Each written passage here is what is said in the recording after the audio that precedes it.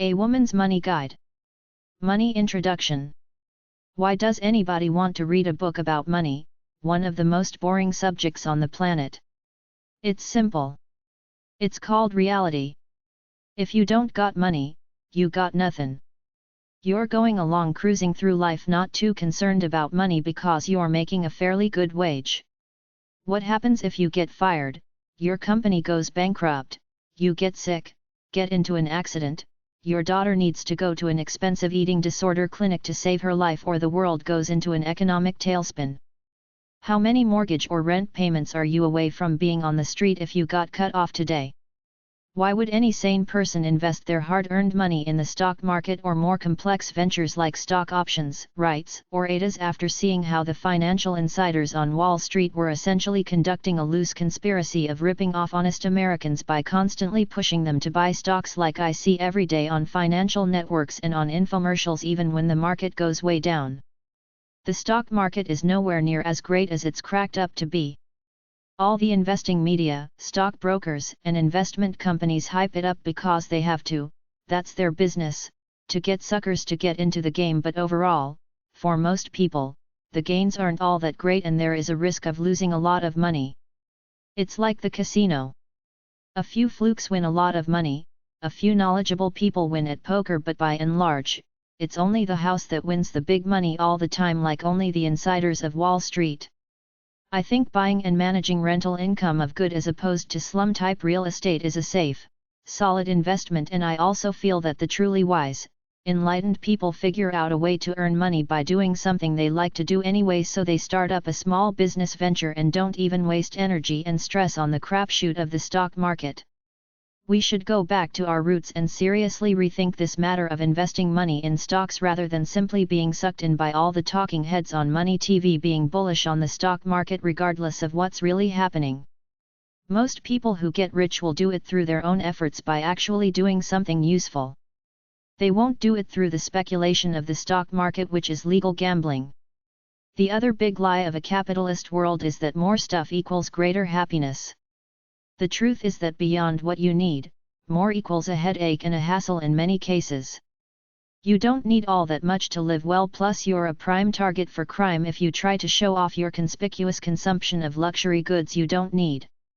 Nobody needs a 5,000 square foot house, especially if it's only a couple with no kids. I saw all these people with big houses feeling sorry for themselves because they took out big mortgages then got stuck when prices fell. It's their own fault. They thought they were hot stuff living in the high-class part of town when they bought those big houses they didn't need, when they should have bought much smaller ones and they wouldn't have had that headache to deal with. The biggest rules of money are: 1. Everything you see on TV is hype. 2. What goes up must come down. 3. Money in the hand is worth more than money on paper. 4. Earning self-respect makes you happier than buying stuff you don't need. In the course of my research, I came across ideas and concepts that are alternative to the mainstream, some of which are illegal, especially some of the parts in the offshore tax havens section.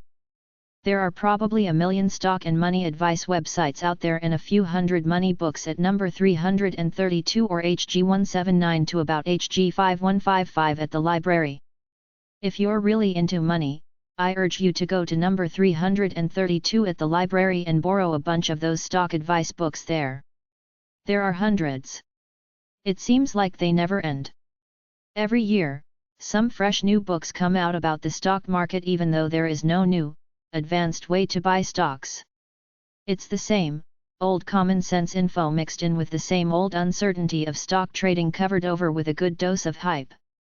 There is no sage that has divine knowledge over anyone else unless he or she has insider knowledge. You only get good by studying the stock market itself day after day. You can't really buy a guidebook because you learn it as you buy stocks and study the market. There are some investment books mixed in with the business books at around number 658.15 or HG4910 at the library. For an in-depth look at corporations, go to number 338 at the library. Chapter 1. Women and Money. The greatest lesson for all women. No matter what, do not to assume some man is going to take care of you for life. Girls must be encouraged to go on, after college, to make a life plan. It has been shown that girls with this kind of commitment are less eager to rush into early marriage. Most of them marry, of course, but on a much more mature basis. Their marriages then are not an escape but a commitment shared by two people that become part of their commitment to themselves and society. Betty Friedan. A woman must have money in a room of her own. Virginia Woolf. I think the girl who is able to earn her own living and pay her way should be as happy as anybody on earth. Susan B. Anthony. In battle or business, whatever the game. In law or in love, it is ever the same. In the struggle for power, or the scramble for pelf. Let this be your motto. Rely on yourself. 4. Whether the prize be a ribbon or throne, the victor is he who can go it alone. John Godfrey Sachs, The Game of Life. Nobody owes you anything, nobody is responsible for your life but you. Nobody promised you a Cinderella life. Men are not super being Prince Charmings who exist to please their women. TV is currently flooded with reality dating/love shows with people looking for partners. As you watch them, it becomes evident that a lot of women have been brainwashed by the Cinderella Prince Charming syndrome, all thinking that there's some fantastic Superman, gentle prince out there who will worship them. I say divide the intensity by 3 and if you are lucky you will get a guy who gives you 1/3 the energy and love you expect your dream guy to give you. Men have enough problems worrying about themselves and in most cases this either leads to mundane, loveless marriages or divorce, so one constant I found among many women from all socio-economic classes is what I will call the dummy Cinderella complex, shacking up with some guy, getting all cozy, raising a few kids until he decides to leave you or maybe dies or the tax man cleans you out or he goes bankrupt or something else tragic happens leaving you cold and hopeless, maybe with a cripple. Maybe by yourself, maybe a single parent with a few mouths to feed without a clue as to how to proceed. Don't let yourself be caught out in the cold. If all the divorced women in the world could give you one piece of advice, they'd say live as though you alone are responsible for your life and no one else is paying the bills, even if you got some rich husband, because he could leave you in a snap and eat you up in divorce court leaving you with almost nothing. It's happened thousands of times before. You're not that special that you're immune. So what if you get a house you can't afford? Nobody is divorce-proof or tragedy-proof, so you'd better do 2 things outside of the marriage to protect yourself in case something happens. Firstly, start a bank account for yourself by yourself and put some money away. You can either keep it a secret or tell your spouse, it doesn't really matter. Secondly, don't end up like countless women who sit at home and raise kids while the husband is out there and then decides to trade you in for a younger model and you have no marketable skill.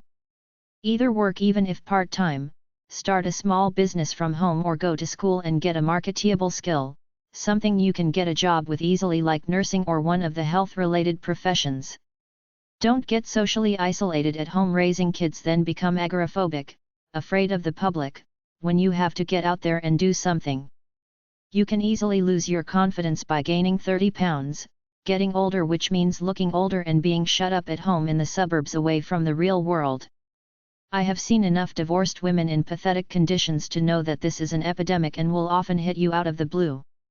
Your husband may leave the house to you and your kids, but what good is it if you can't make the mortgage payments and get foreclosed on? If your husband owns a business, try to get some control in it, like do the books or something, and possibly get him to sign you on as a partner. Many men keep the business and shut the women out totally. You have the right to go out and explore life. Do things, take classes, educate yourself, get a job, etc. If the marriage is rocky, you should take steps for the time when you can anticipate a divorce. No man can stop you from living your life independent of him. If you're depressed or down in the dumps from either a dull marriage, a dull family life or divorce, you have to shake yourself loose, set some goals, start with baby steps, then work on them diligently day by day. That's how you do it. If you're true to yourself, you will be a stronger person in 6 months. Just work at it every day. I saw one story about a recently divorced woman with a couple of kids who had to get a job out of desperation. She had no skills and failed about 23 times. The 24th guy gave her a job selling cars. Now 6 years later, she owns her own women-friendly car lot. The true definition of success, the real secret in life is to do what you want to do, that's your final goal, not necessarily romance or a cozy life with some half-assed guy. Do your own thing to take care of yourself first. If the guy comes along, great, but don't let anybody interfere with you being in total control of taking care of your life. Many middle-aged women learn to take care of themselves and realize they may never find that one true great love, but it's fine with them, they accept reality. Take care of yourself first before you set off on some dream about some great mythical love affair, which usually doesn't happen in the real world. If material things are getting you down, get rid of most things, live like a pauper unfettered by anything except what's in your mind. Compromise is the true art of dealing with people. If you can bend with anybody, you have just solved your people problem. If hubby's got a bad habit and won't change, like watching sports on TV, you have to decide whether to stay or go, then act on it. A lot of women are brought up brainwashed thinking it's all about men, that their worth is defined by their relationship with a guy, that they should primp and pamper themselves to look attractive for the guys, but the real way isn't about that. It's about a girl who can be fun and romantic but can be serious and independent too. Nobody owes you anything, which is why you should strive to be as independent as any upstanding guy is trying to be, otherwise you won't be able to take care of yourself very well and won't score with a real good guy unless you're very pretty, but even then, he will see through you and probably get tired of the dependent flake bit. Find what you really like to do and figure out a way to earn your cash from it. Live for freedom and inspiration within yourself, then go around looking for a decent guy after that. Learn from everything you can, especially the down times when you're not feeling so strong. They should inspire you to get real and learn what makes you tick, what your natural intuitive standard is inside. Don't get down on yourself. There are some things you can't control and some things you can. Forget about the stuff beyond your control, but work your hardest on what you can control to better your life. Seek happiness within yourself, then you will find it and look happy enough such that you will attract worthy guys. No matter what your lot is in life, find happiness with it. Place no expectations on yourself. Just do the best you can with what you got. There will always be problems and challenges, and the learning will never end. You can't stop the hardships of life, but you can learn to flow with them and not take them too hard. The only way to really feel good about life is to keep challenging yourself so you get stronger and feel like you're mastering your life. Keep doing this so that when real adversity hits, you will be ready to handle it.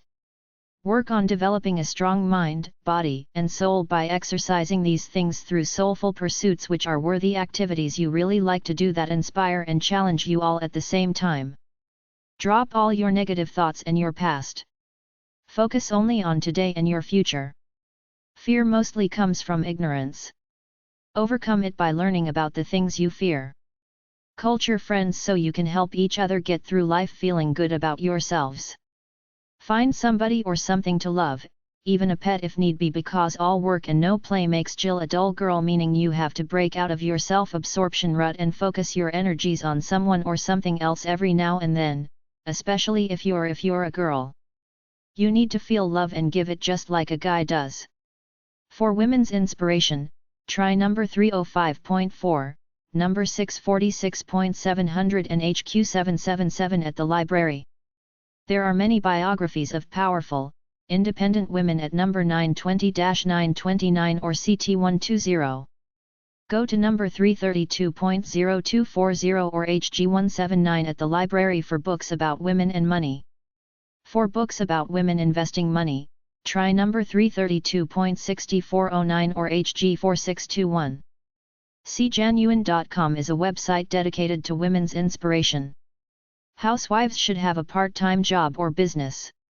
Everyone should always be prepared for things going wrong in their lives. The woman should have at least a part-time job in case the guy leaves or dies. Women and money. 1. Women constitute half the world's population, perform nearly 2/3 of its work hours, receive 1/10 of the world's income and own less than 1/100th of the world's property. United Nations Report on Women. From birth to age 18, a girl needs good parents. From 18 to 35, she needs good looks. From 35 to 55, she needs a good personality. From 55 on, she needs good cash. Sophie Tucker, 1884 to 1966. Most women will end up responsible for their own financial matters and probably be responsible for someone else like kids and/or parents, so the lesson is learn about money now.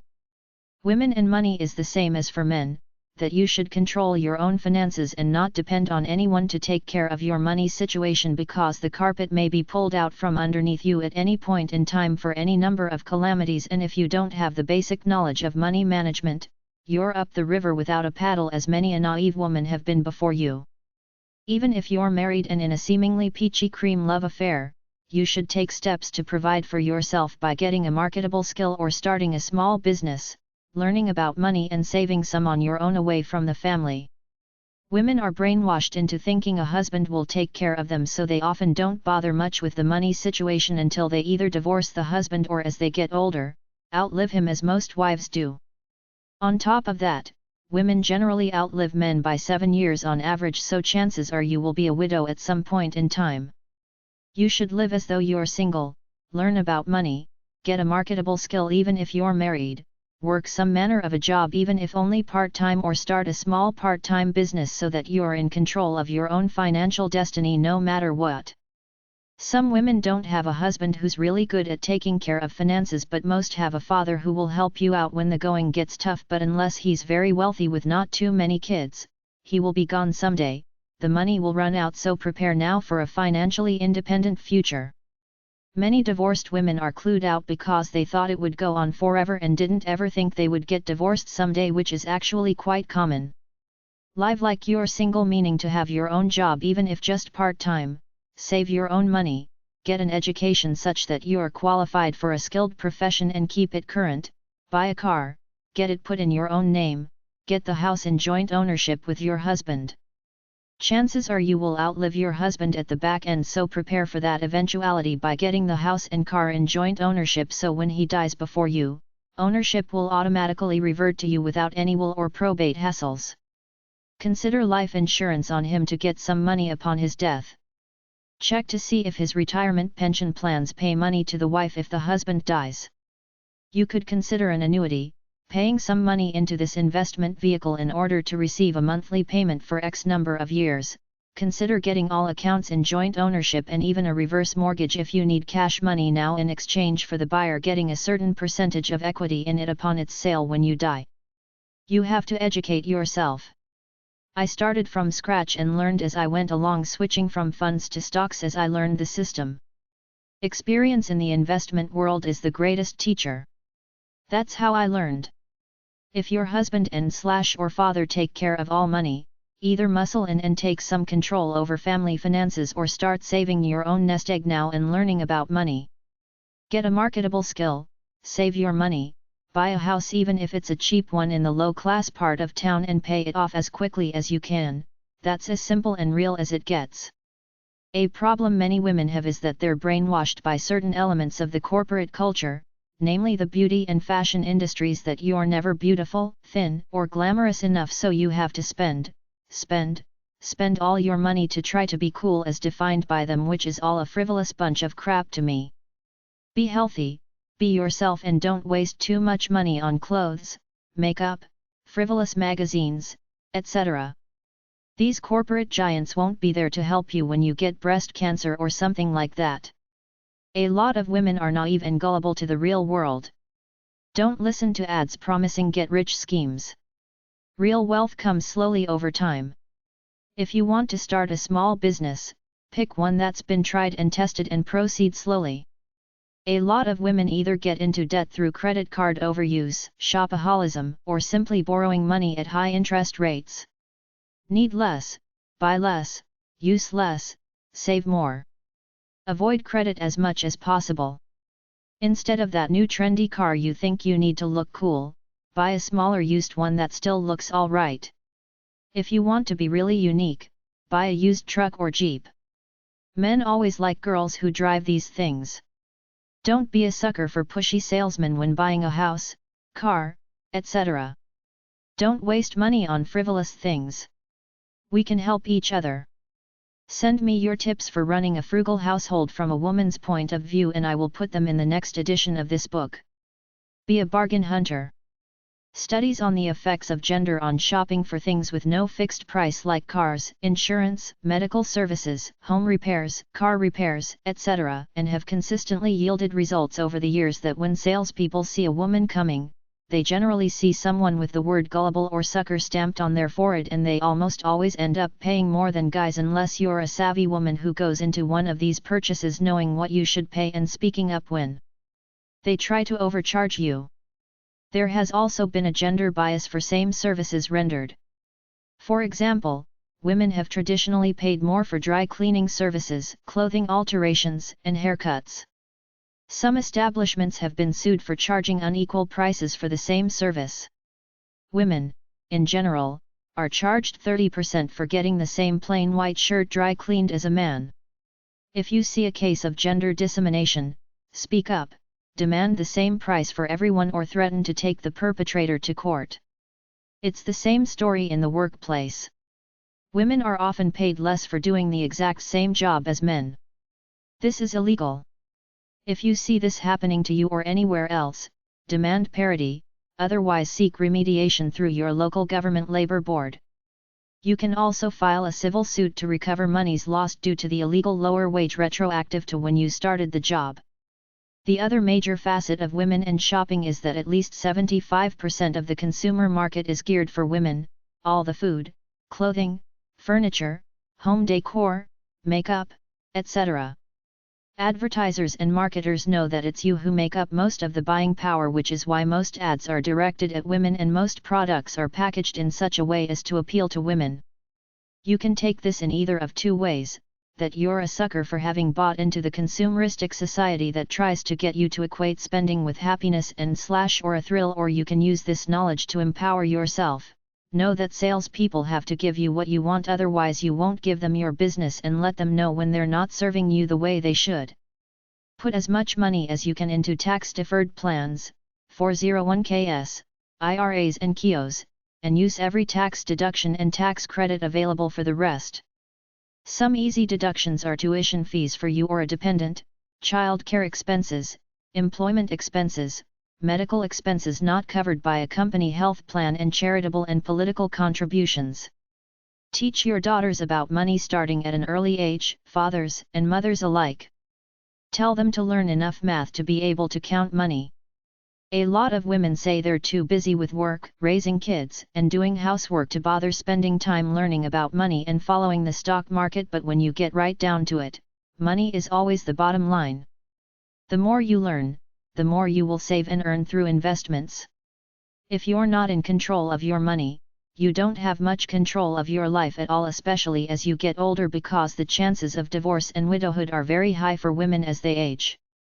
Even if your husband is the earner and controller, you have to become part of it and learn for yourself in case the inevitable day happens when you're on your own and or your comfort level is pulled out from underneath you.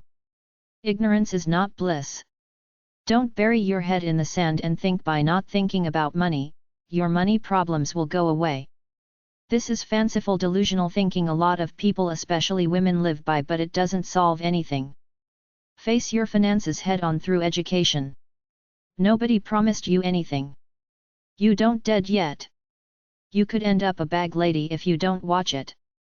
It's happened many times before to seemingly nice middle and upper class women. Money will not magically appear as you get older. You have to make it happen through sound investments, and the big one, saving as much as you can while not wasting money on frivolous things to appease your feelings of emptiness on the inside. A lot of women feel intimidated about the subject and feel kind of stupid around people who know a little about it. If you need support, either take a local money course geared for women or find a local club of women who are into investing and saving money. See what they have at the local YWCA or other women's groups. There are many websites where you can learn on your own in a simple, stress-free way. A lot of women don't even know about employee benefits like contributing money to a 401k, IRA, or a KIA, which is a great way to save and keep money from the tax man. Social Security will not be enough. You have to save extra on your own. Accept financial responsibility as a natural part of your life. Educate yourself about money. Build a nest egg. Don't wait until you're feeling hopeless, out in the cold. Nobody's going to do it for you. It's not rocket science, it's pretty basic. It's not that it's not feminine. It's that it's empowering and powerful to have control over your finances. You don't have to risk your money through shaky investments, just stick with the basics: government treasury bills, basic, solid stocks and index mutual funds. Just go to the number 332 section of your library where you will find a bunch of money books that will network you into other information. Nobody is a money genius or has a crystal ball. The topic of money is very basic. The greatest expert cannot outguess anyone with basic knowledge as to which way the stock market is going. Keep it basic. Don't get into debt, don't spend foolishly, save, save, save and mix up your portfolio with no-risk government treasury bills and the most conservative investments for the long run, index mutual funds and big, solid blue-chip stocks, Walmart, Home Depot, Harley-Davidson, Coca-Cola. Maximize the use of retirement savings plans at work. Don't listen to sure-thing investment advice. Don't use financial advisors. Learn then buy stock either directly through the company, drips, or from discount brokers. Buy mutual funds directly from the seller.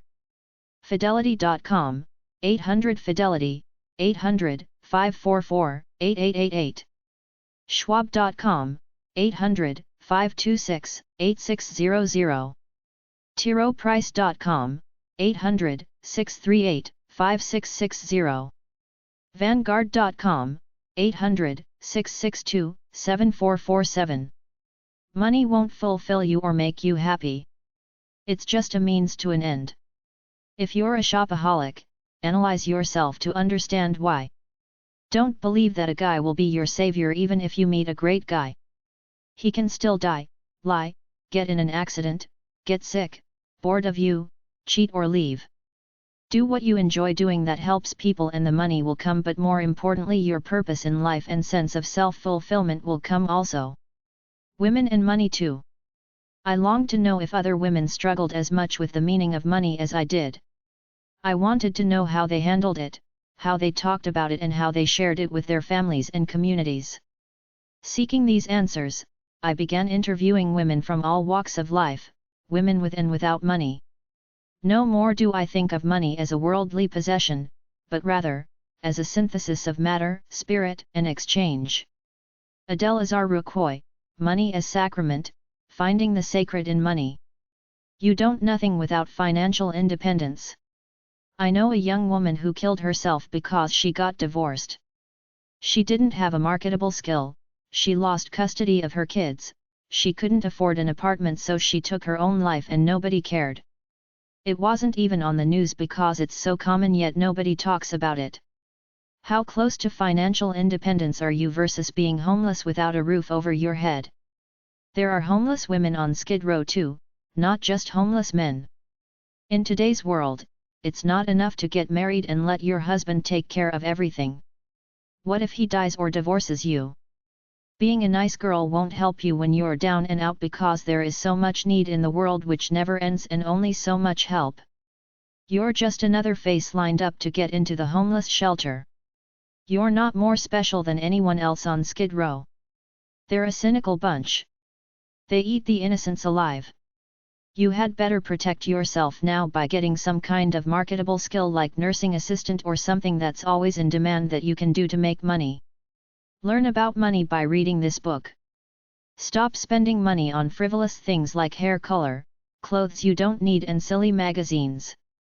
Save all that you can or better yet invest it in mutual funds and stocks. Live below your means. Know exactly what you're worth and how much you need to survive. Don't watch those silly entertainment tabloid TV shows which showcase the lifestyles of the rich and stupid pop culture people of excess.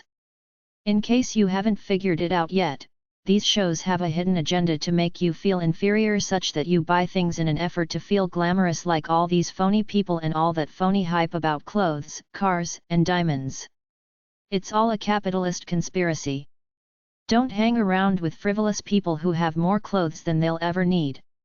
It's a sin against life to live in excess while 20% of the world is starving. Read my activist book for more insights into excess and waste. Get real. Don't buy into that hype you see in frivolous magazines like Cosmopolitan and MS. Don't get into debt. Use credit cards only in case of emergency. Don't spend your disposable income. Save it. Take care of your health so you don't end up laying in bed, sick or hurt without a job. Don't tie emotional happiness with money. Use money to buy what you need. Don't use it to compensate for an empty soul. Don't pussyfoot with your job, career, or business. Be ambitious. Take upgrading courses to get a better position. Do good work to get promoted. Learn taxes to get the best deductions. Avoid shopping malls or recreational shopping in general. Minimize pop culture entertainment. Instead, focus on you as an inspired, original person. That should keep you busy for the rest of your life without having to waste money going to useless movies. Don't give money to charity unless you've got a good nest egg put away for yourself. Don't be a sucker for sales. You're still spending money and most of the stuff you buy is useless junk. Don't fall for the home decor, home improvement scam. This is another big brainwashing tool of the capitalist system. A guy like me sees all that Martha Stewart crap out there as useless junk, yet it's a billion-dollar company. This is what they brainwash lost soul women with. Go out and buy some useless piece of home decor junk and this is the definition of happiness, capitalist style. Don't mess around. Like I said, I knew a nice girl who killed herself because she was too nice for the world. She wasn't assertive enough. She always thought that life would take care of itself somehow, and when it didn't, she didn't fight. She just faded away until she ended it. Women and money 3. The common stereotype of the modern woman could be anything like fashion conscious, beauty conscious, weight conscious, smart, independent, maternal, friendly, nurturing, hardworking, practical, etc. But regardless of all these endearing terms, you don't really associate women with being knowledgeable about money. I too don't like the concept of money much. I think it's too boring and one-dimensional.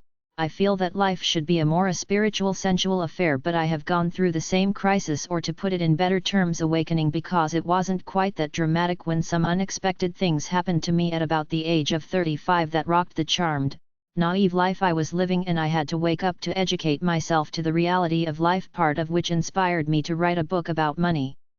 For people who are now like I once was. Most women are naive about money because it's not as sexy and glamorous as soap operas and sitcoms. The facts that census takers have come to is that most women will get divorced, there will be more single parents as time goes on, and women will outlive men by at least 7 years, so that means chances are you will be responsible for taking care of yourself at some point in time. If you're smart, you will know that the past perception of the traditional life is gone, a man taking care of you for life. Even romance novels are doing away with this character, except in what they call historical romance. Today's female heroines are independent, earn their own money, and often have a kid or two in tow who they're raising by themselves. True power is not that pop culture cosmetics crap they brainwash you with about coloring your hair because you're worth it, trying to imitate the latest glammed up phonies. True power is controlling your own life, working a job, then doing wise things with the money, like saving it in intelligent investments.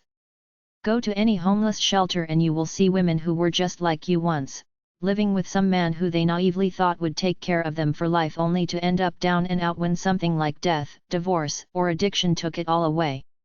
Do you honestly think it can't happen to you? Chances are that you, like most women and men, live in a wishful thinking haze. You think that just because you will it so, it will happen because you're special, or you think that things will work themselves out as they always do. But once you live in the real world long enough, like I have, you realize some people do get lucky and actually get to live a pretty charmed life all the way through, but most don't. The struggle for the almighty dollar, not to mention keeping your health, is a lifelong concern for most people. It never ends. Women and men too like to deny, deny the realities of life and live in the fog of the soap opera haze. Read the books I did at number 332.0240 at the library about women and money, and you will soon see the sob stories by all these women going along footloose and fancy-free thinking they had it made until hubby decided to trade them in for a younger model, died in an accident, lost his job, then his pride or self-destructed through his addictions, leaving you know who holding the bag. Don't imitate your mother with her naive, traditional values. Set out on a course to take care of yourself. If a guy comes along who loves you, or at least say he does at the beginning of the torrid love affair, smile, tell him you love him, but keep your own job and your own bank account. Money's more important than being a fool for love just because you get a lonely feeling here and there. I saw a girl on TV, a so-called celebrity, 35 years old and way overweight by the current standards of what is considered beautiful, still living in a fantasy world that she was going to marry some wonderful man and give her mother grandkids, as she said. It don't going to happen. Statistics bear it out, plus the fact that men like young, thin girls, so get real. And if you happen to get rich for one reason or another, don't flaunt it, because everybody hates an uppity rich bitch, and there are many cases of naive women living well above their means until they go bankrupt. Unless he's very rich and leaves you a lot of cash, daddy don't going to be around to take care of you forever. The golden rules are: don't live like your mother did with her traditional ways of letting the man take care of the money, but don't live according to today's image of the modern independent woman who earns her own money but then spends it all on useless things like cosmetics, clothing, and jewelry. Take control of your money situation. Get a marketable skill in the real world, not crafts or basket weaving. Save as much as you can. Eliminate debt. Control your use of credit cards. Don't let yourself get brainwashed by the pop culture world of frivolity and feel you must spend all your money in order to keep up with some illusory fashion statement that exists in your mind. Know the difference between a need and a want. When you shop, be smart about it. Look for the bargains. Break yourself from the brand name addiction. Go to thrift shops and garage sales. Dress the part when you go. Live a simpler lifestyle. Have a general idea of your budget in your head. Don't live in the fantasy of the big score, like buying lottery tickets, thinking you will get on TV game show and clean up, become a pop star, write the great romance novel, or meet a rich guy on the internet. Earn and save. Live within your means or below them. Why live in an expensive apartment when one in the cheaper part of town is just as good and saves you several $100 a month? Better still, save some money, then buy a cheap house. Don't buy the glitziest newest car around. Buy a decent used one.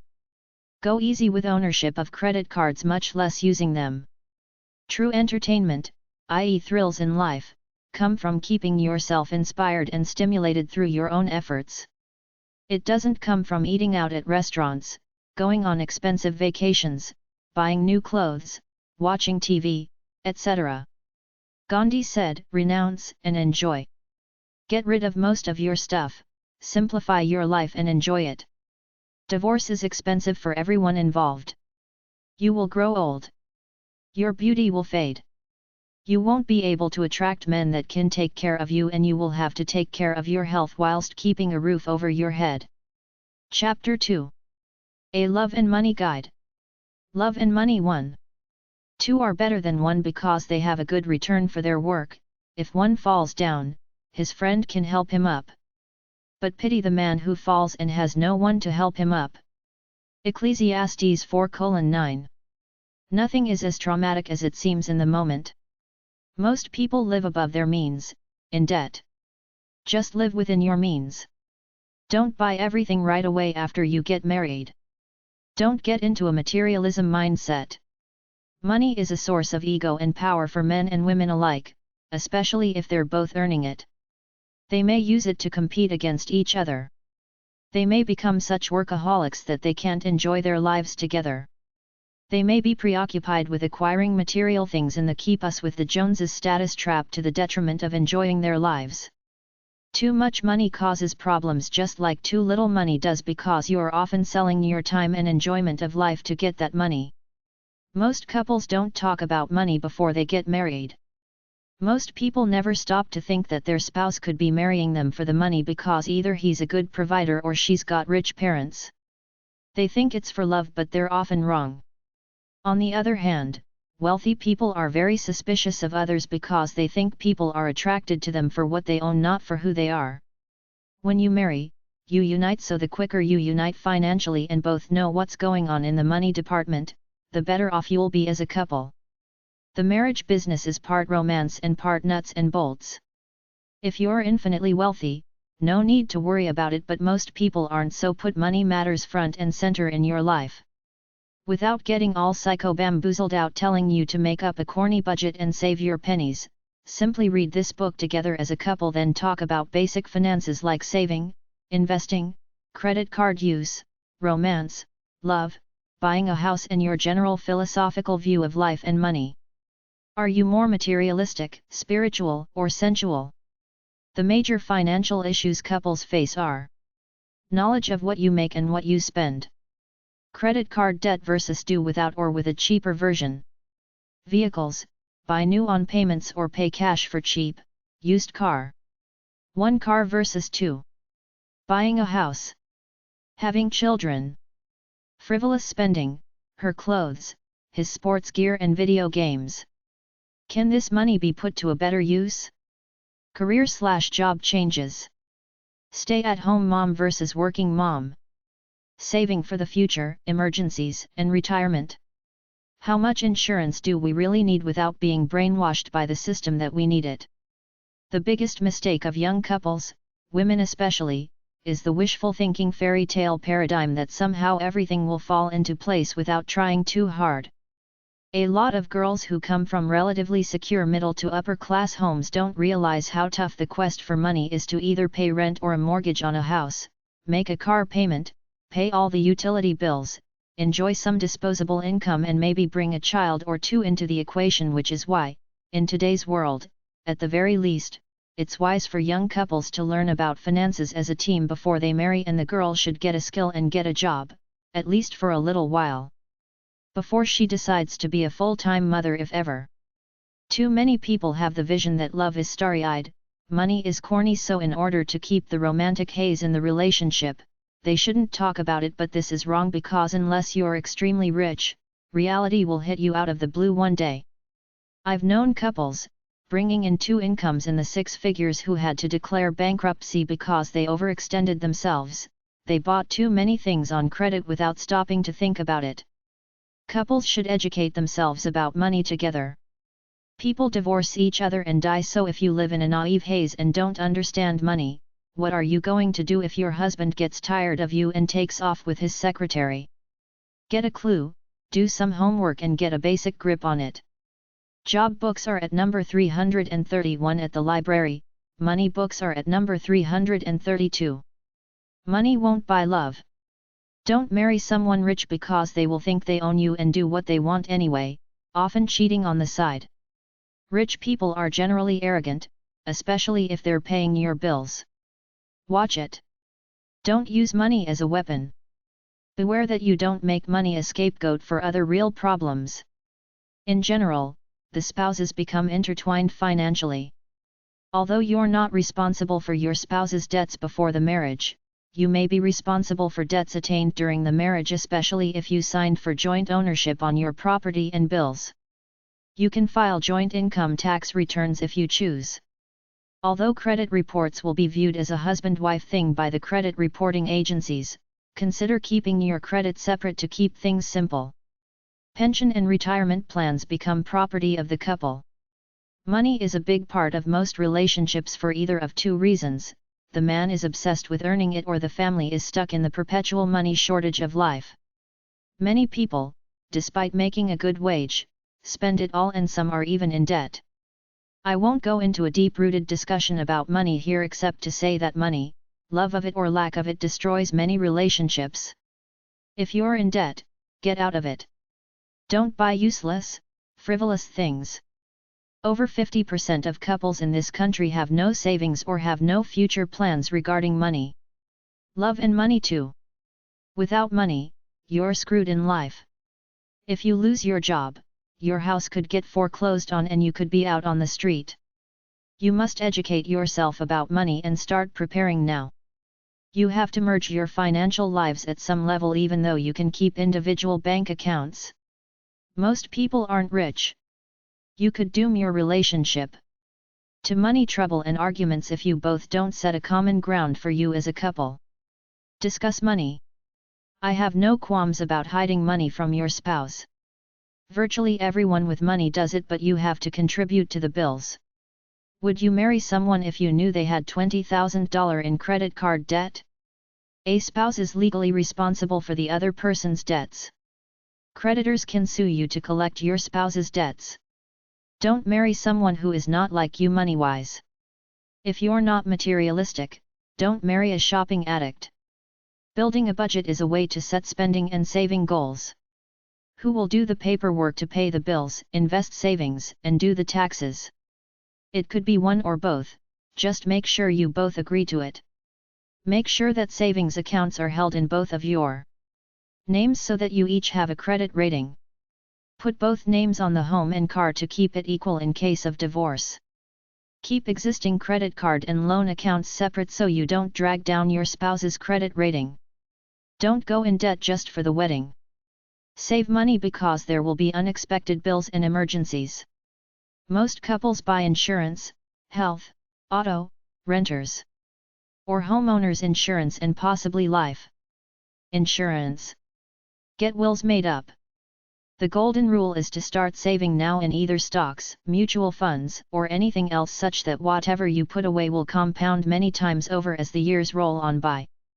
If you have money problems, take care of them before you go into the bedroom because they will destroy sex. Find somebody who shares your view about money. A spender and a cheapskate won't get along. Many couples in two-income homes are in debt because they equate spending money with love either on each other or on the kids. This is obviously wrong. In my opinion, for practical reasons, money matters should be shared and possibly delegated. The wife might be able to do the books and taxes for the husband's job or business. You should make major decisions together. If both work, keep separate bank accounts as well as a joint one for house bills. Just about everybody hides some money from their spouse and it's perfectly fine to do it.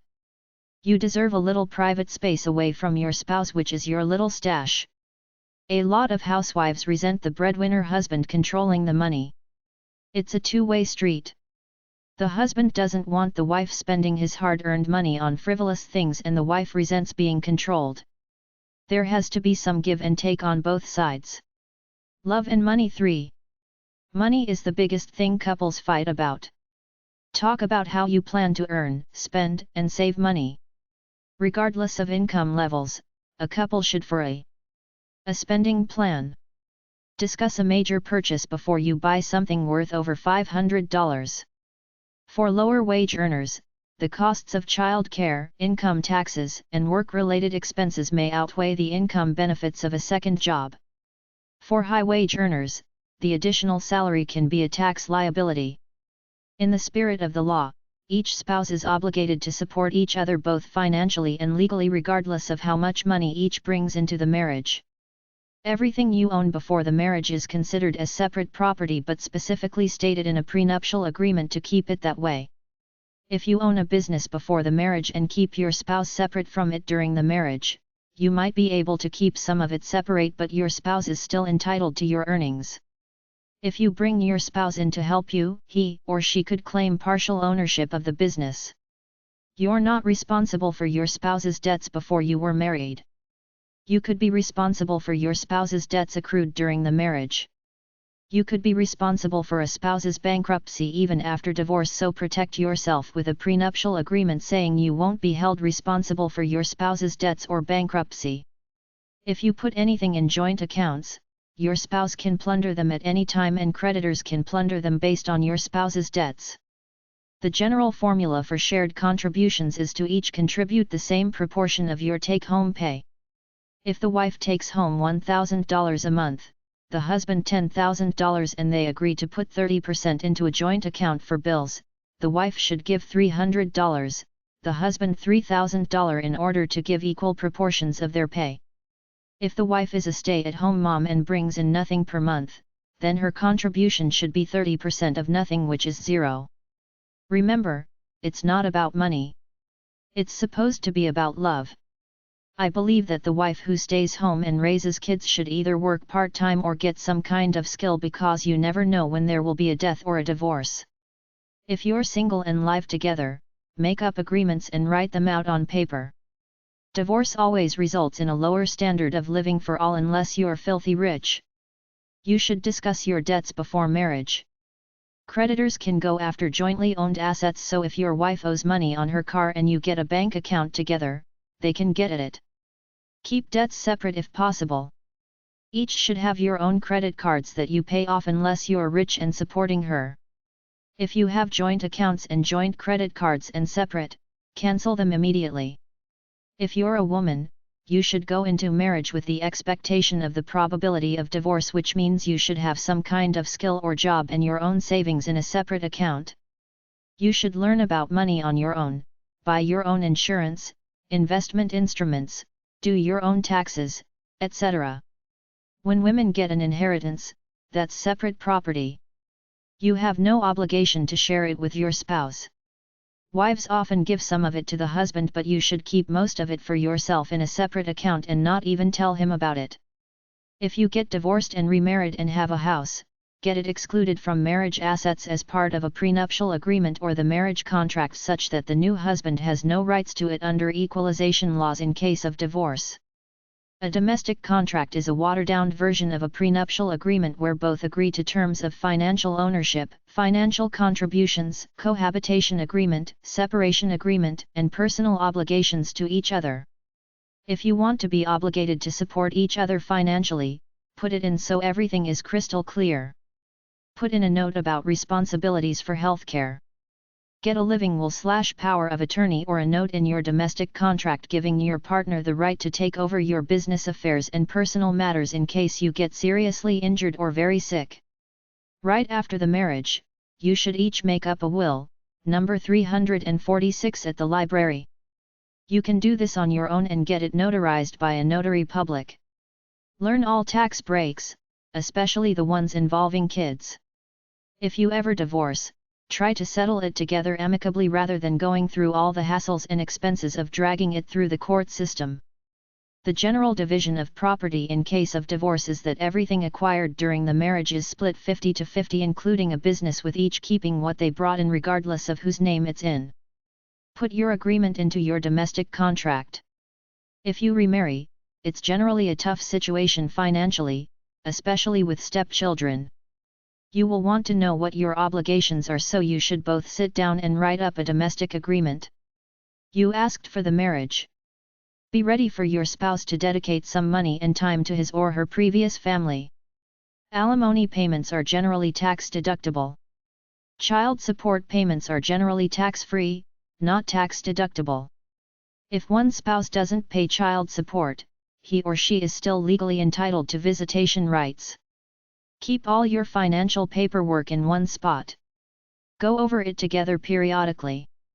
Jointly decide if the paychecks will be combined into one checking account, or maintained in separate individual checking accounts.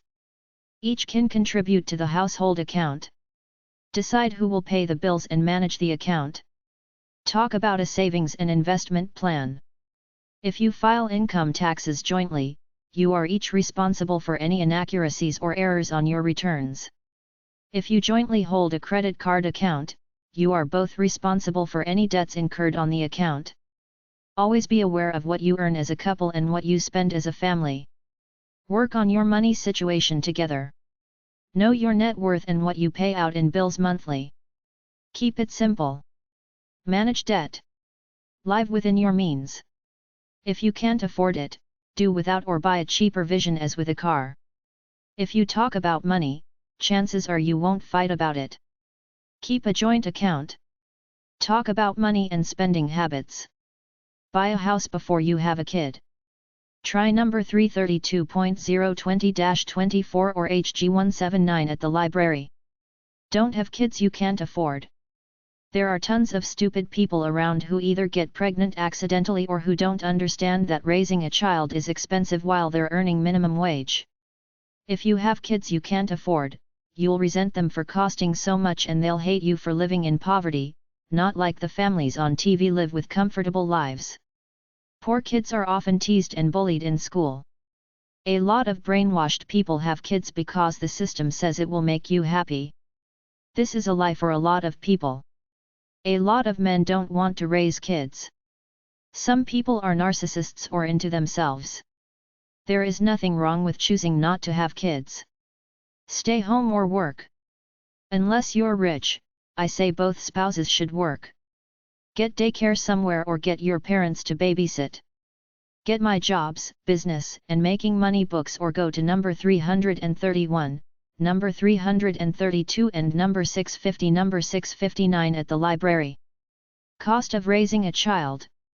Bankrate.com/calculators/savings/raise-child-calculator.aspx, how much will it cost to raise a child? Financial infidelity info. Is it cheating if you lie about where the money went? Financial infidelity comes in a variety of shapes and sizes, ranging from lying about how much something cost, hiding stuff, to keeping a secret credit card or bank account. dating.loveatono.com/financial_infidelity. en.wikipedia.org/wiki/financial_infidelity. wife.org/financial-infidelity.htm. Love and money one-liners. Happy families are knowledgeable and in control of their money situation as a team. They discuss money together. Make up some kind of budget. Keep financial papers organized. Get a prenup or post-nup agreement if applicable, if one has a lot of assets. Write checks together. Manage or avoid debt, except for a mortgage. Analyze the costs of children before having them. Know about insurance matters. Get some health insurance. Save for the future. Learn about investing money. Learn about income tax. Make up wills. Buy a house.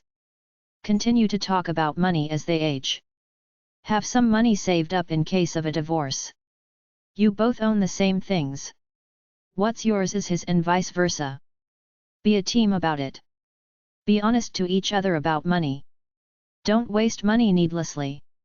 Before you buy something, remember, you're spending your spouse's and children's money. Don't blame your spouse for money problems. Look at yourself. Try to work it out together as a team. Try not to fight. Simply accept the problem and try to fix it together. Money is one thing, love is another. Try not to confuse money with love. Stay loving to each other. Don't live beyond your means. If both live together but aren't married, either marry or make up a financial agreement regarding your assets together. If both work, get 3 checking accounts, 2 single and 1 joint where you each contribute to pay the bills. If only one works, let the other in on the single checking account so she knows what's going on and can withdraw money in reason. Make a rough budget of what you spend on bills every month. Don't be too anal about it. Just make sure you earn enough money to cover your bills. Save some money, either for kids when you have them or for future security. Instead of spending what's left of your paycheck on useless things, save it for a day when you need it, because everybody has tragedies at some point in time. Do some retirement/estate planning and make up wills now. Number 346 at the library. Joint ownership of anything has the advantage that if one dies, the other takes it over, but if each of you own things individually, if a lawsuit was filed against one of you, they could just get what that person owns. If it's in joint ownership, they can plunder all of it. If you can't afford it, don't buy it on credit except for a house and a car. Your best deal on a car is to find a used one for sale by a private owner in the local buy and sell newspaper. Save enough money to pay cash for it. To me, insurance is just a commodity some clever businessmen thought up to exploit your insecurities. I live on very little insurance. Start some form of retirement account like an IRA, KIA, or 401k. Don't hire a financial advisor. Learn about stocks, bonds, and mutual funds on your own and pick them yourself. Learn to live without needing many material things.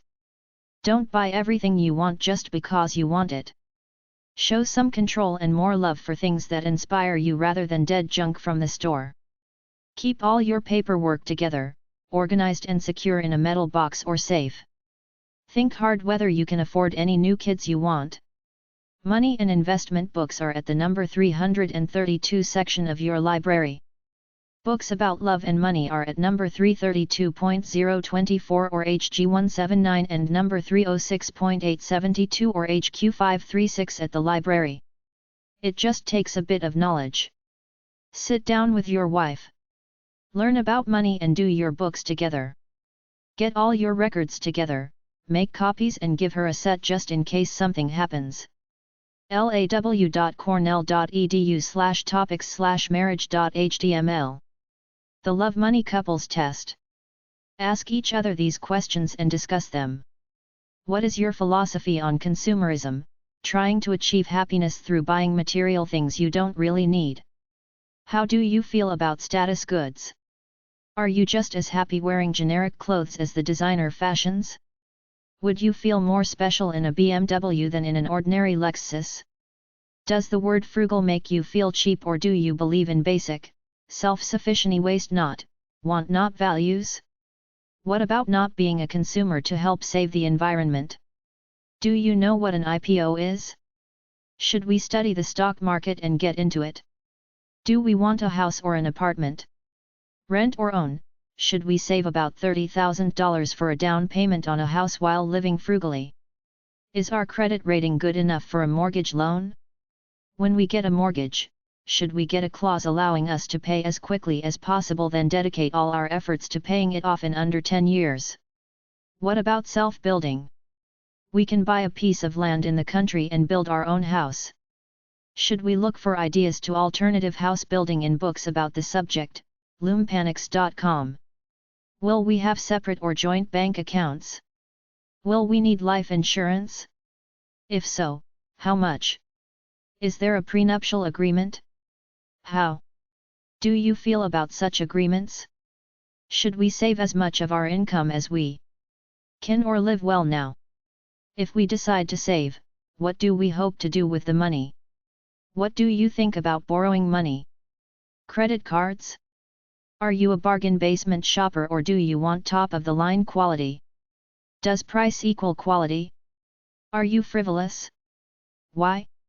Marriage contract, prenuptial and postnuptial agreement. Marriage contracts could be a little bit different from prenuptial agreements because both sides will participate in putting it together, and it usually involves a personal way life is lived day by day, not necessarily the hardcore legal aspects. In Canada, a prenup is called a marriage contract. With a prenup, often one will draft one up and ask the other to sign, or each will make up their own. Beware of coercion in signing the prenup. If the guy making up a prenup makes it too unfair, the judge will reject it during divorce proceedings and give the other person a better share. The prenup is geared to stop the gold digger short. The longer the couple are married and the more children they have together, the more void the agreement is. One lawyer said not one of her clients who refused to sign was rejected by her suitor. They all got married.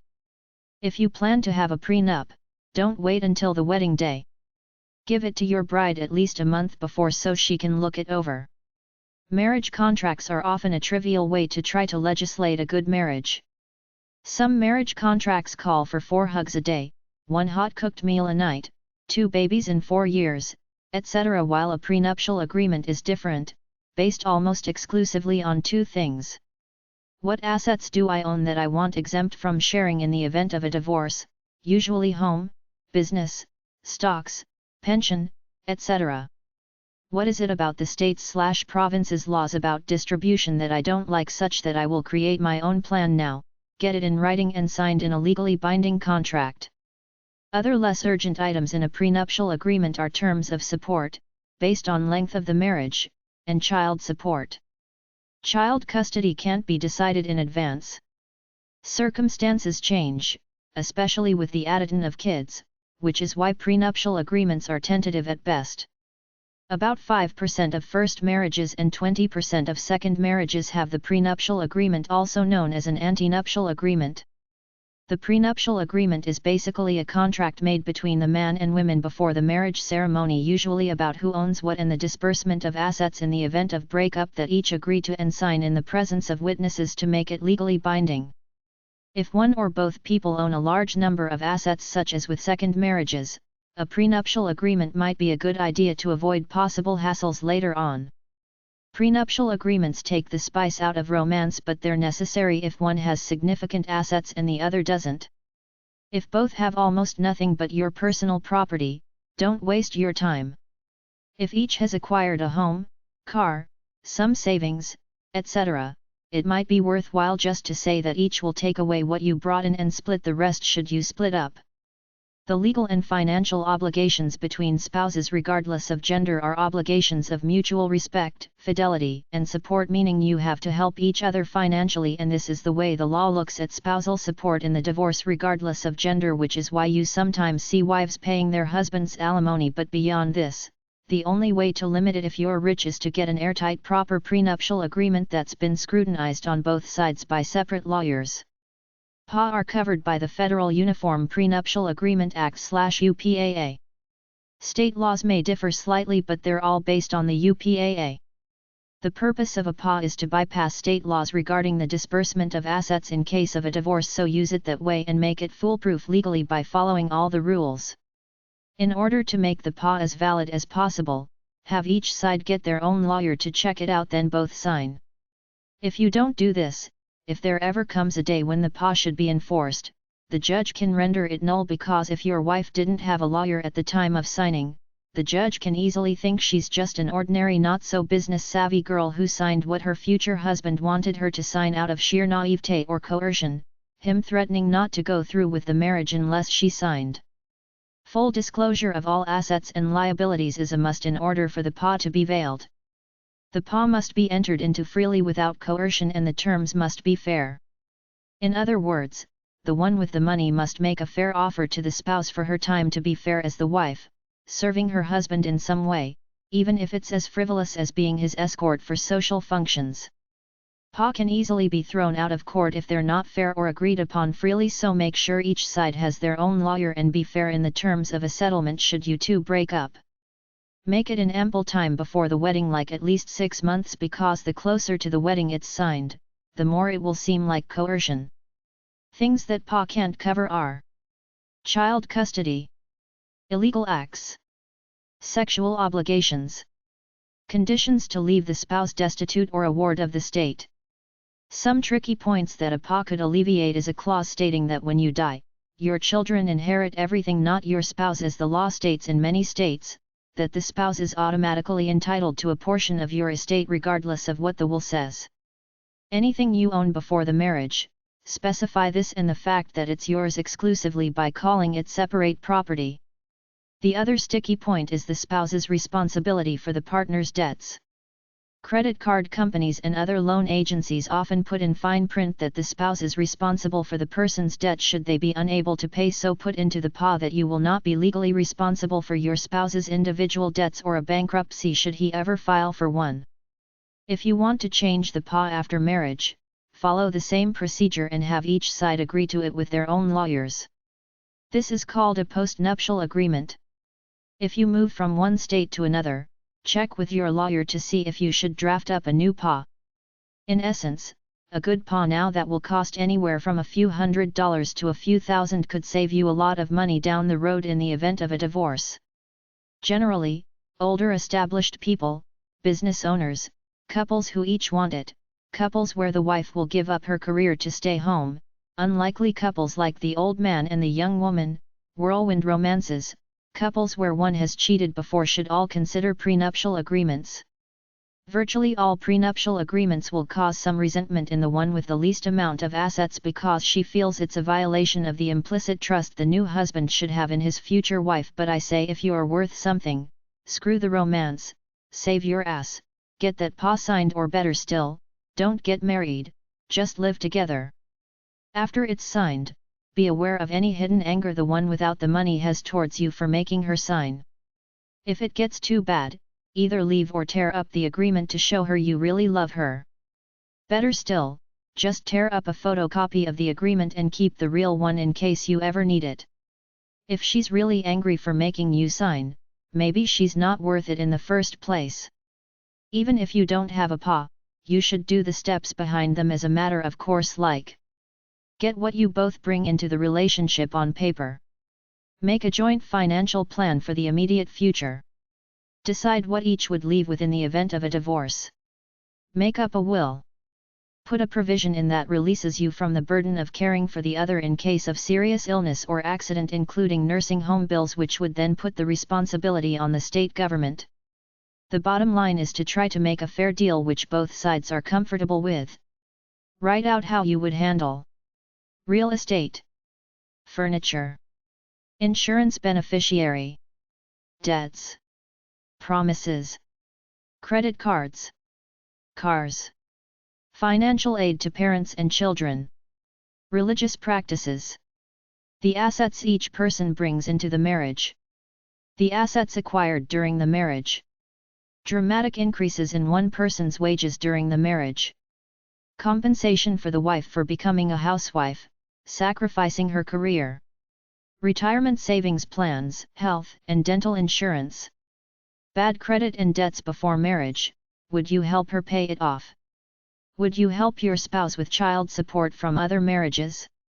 In case of divorce, how much support will be paid, for how long, and how will property be allocated? Distribution of both personal and business assets. Inheritance information. Insurance information. Personal property. Business property. Spousal support, alimony. Provisions for future alimony and child support. Adoption of children. Agreements as to duties in the marriage. Dispute resolution in the event of divorce. Virtually anything the couple agrees to. Prenuptial agreements generally keep things simple in the event of a divorce later on, that's their big advantage, but if the marriage lasts 5 or more years, you should get updated prenuptial agreements to keep them current, because a judge might not honor a prenuptial agreement more than 5 years old, since the dynamics have probably changed, like there are probably children in the equation now and different salaries.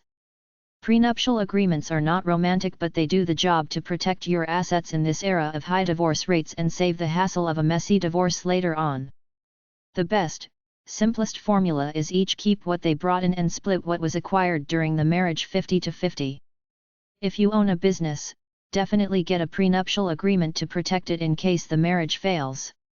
If a wife helps a guy through college while she works, you should get a prenuptial agreement getting some kind of protection that he will pay you back one way or another. You can put anything you want in a prenuptial agreement.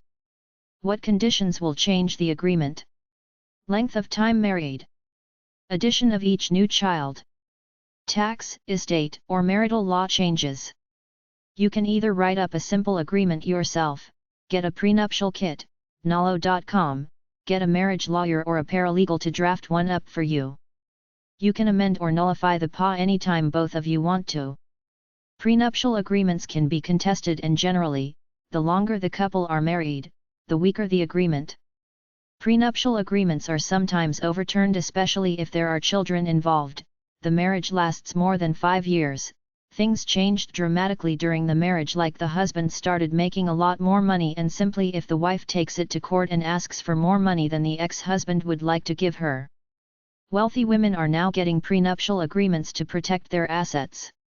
If you intend to get a prenuptial agreement, the more formal it is, the more authentic it will seem to the court considering it at a later time, so either get a lawyer to do it or type up the agreement and get it signed by witnesses who are all corroborated by a notary public. If each side gets a lawyer and they both hammer it out, it will be a lot more authentic than if the husband pulls out an agreement with his lawyer and wants the wife to sign without her own lawyer checking it out. Prenuptial agreements are successfully contested when the conditions change after marriage. For example, if you get married with a prenuptial agreement and you're worth $100,000, but 10 years later when you divorce, you're worth $2 million. The court will tend to think that the assets gained during the marriage should be dispersed equitably. Many prenuptial agreements are not 100% upheld in court. The judge takes all factors into consideration when making his decisions.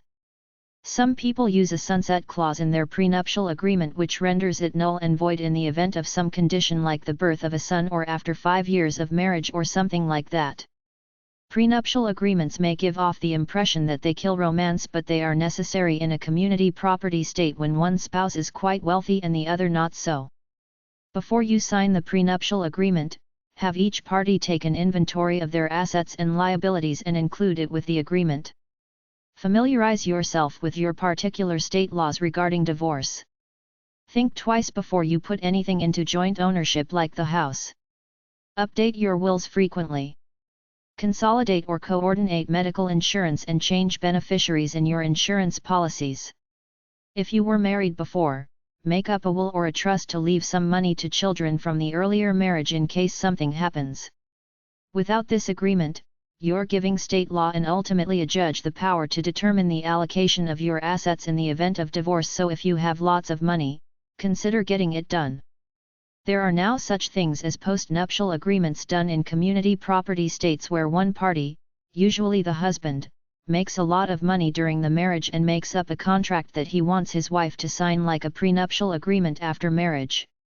There's no romance there, but some people, especially those who have gone through a divorce, are doing this. In the final analysis, don't get too nitpicky in a prenuptial agreement, otherwise you might alienate your spouse. Do it in plenty of time before the wedding date to give it time to wear off.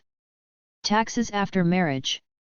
In general, filing a joint income tax return both federally and for state taxes offers more tax advantages than filing separately, except in cases where one spouse is getting a return and the other owes money. In this case, the IRS might put a lien on the refund in order to collect the delinquent debt. When you file joint income taxes, you create a family partnership in the business legal sense. Some tax benefits are: deductions for raising children. Partition business income between you and your spouse, thus paying less tax. Get spouse independence privileges on Social Security, unemployment, pension, veteran, disability, and welfare benefits. To receive death benefits from your spouse's plans in the following sectors: Social Security, unemployment, pension, veteran, disability, and welfare benefits. Create a marital life estate trust. If you owe money for alimony or child support due to a previous marriage, some states allow for the person owed the money to subpoena the joint tax returns in order to get an adjustment if the new spouse is wealthy, even though the new spouse has no responsibility for his new spouse's obligations from a previous marriage. If you owe child support or alimony, some states allow tax refund checks, even joint ones, to be confiscated and given up for the support. Books about taxes are at number 336.2-9, 343.73, 347.303 and number 352.44 at the library, HJ 2361 of the Library of Congress System and the Government Documents section. Internal Revenue Service.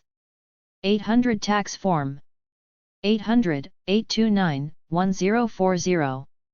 800-424-1040.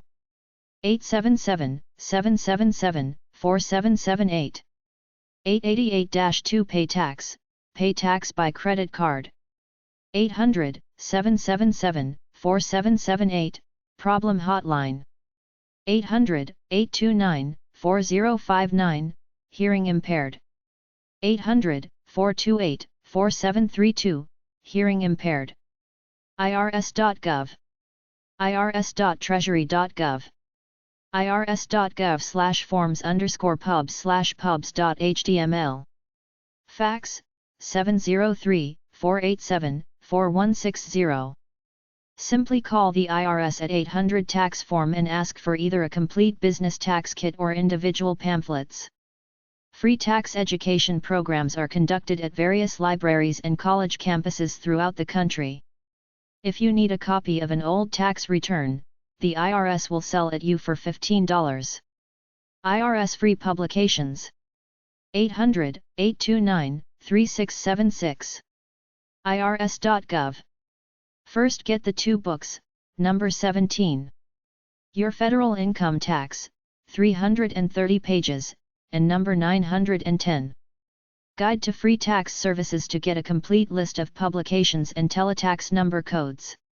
2 incomes versus 1 income. Time is money. Which is worth more when raising a family? This short article is based on a documentary piece I saw on TV that analyzed a particular 2-income couple and came to the conclusion that the wife with her low-income job and the expenses that went with it, clothes for work, gas in vehicle, food for lunch, etc., plus the higher tax category they were in as a couple as well as the costs of daycare and the stress of it all did not justify the value that this job gave to that family. Plus there is the intangible element that the less free time you have now because of work makes you an inefficient shopper and all-around worker around the house, so you hire people to do the things you should do yourself like mow the lawn, clean the carpets, etc. You buy fast food on the run instead of cooking it at home, you go to the dry cleaners instead of washing your own clothes, you try to buy your kids off for the time you can't spend with them because of work. The added stress and sacrifice of time with your kids may not be worth it. The wife didn't care what this analysis said about her job barely helping them get ahead after all the expenses were factored in. There was an intangible factor to it, a kind of spiritual social factor where her job made her feel good about her life. She said she wanted to work because it gave her a sense of her own identity and gave her some money to buy the things she liked like makeup for work. She was a retail cashier, clothes, etc. In the old days, 2 incomes were better than 1, there was no doubt about that, but these days, it's not so clear. My only point in this article is to point out that the added expenses of a second job, the costs of daycare, the higher taxes because of the higher joint family income and the stress of it all could be counterproductive to your quality of life. Analyze your family's situation. Consider a part-time job or a home-based business if a practical analysis of 2 full-time jobs yields mixed results as to how good it is for the family. Unless you can get a reasonably high-paying job as a second income, do an analysis on yourself to see if the low-paying second income is really worth it. You might be better off quitting, getting a part-time job somewhere or starting a home business where you can work from home, take income tax deductions on a home office and some car expenses, and it could take off to supersede the main breadwinner's income. You never know. It has happened before. Get my money-making ideas and business books. There might be a book on the subject at number 332.024 at the library. Chapter 3. A Women's Money Website Guide. Women's Money Websites 1. Go to number 332.02404 or HG179 at the library for books about women's finances. awd.org. Chatelaine.com/yourmoney. Chickslayingnesteggs.com. Kulamoni.com. debtfree-women.com. dol.gov/ebss/publications/women.html. drloisfrankel.com. fabmktbabe.com.